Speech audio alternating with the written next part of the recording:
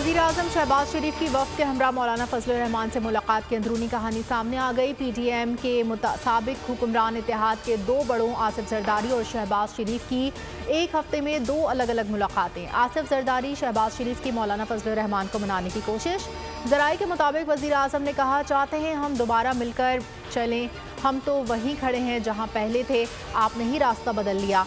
मौलाना फजल रहमान का जवाब। ज़राए JUI के मुताबिक मौलाना फजल रहमान का जवाब वाज़ेह पैगाम है।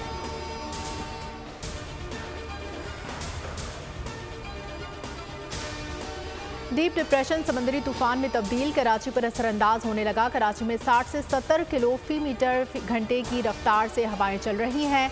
हवा का कम दबाव कराची से 150 किलोमीटर दूर है। महकमे मौसमियात के मुताबिक 48 साल बाद अगस्त के महीने में तूफान बना है। रात को तेज़ बारिश का स्पेल मुतवक्के, मुख्तलिफ इलाकों में दरख्त गिर गए।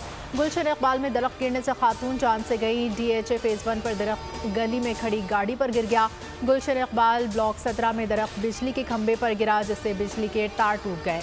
चाइना पोर्ट पर हवा के तेज़ झकड़ों से पोर्ट पर रखे कंटेनर उलट गए। महकमे मौसमियात का अलर्ट जारी, कहा हवा के तेज़ झक्कड़ इतवार तक चलेंगे। शहरी दरख्तों और बिलबोर्ड से दूर रहें, एहतियात करें। महकमे मौसमियात की दरख्वास्त पर चाइनीज़ मेट्रोलॉजिकल एडमिनिस्ट्रेशन ने सैटेलाइट का रुख पाकिस्तान पर कर दिया। हर 1 मिनट में साइक्लोन की वीडियोज़ हासिल हो रही हैं।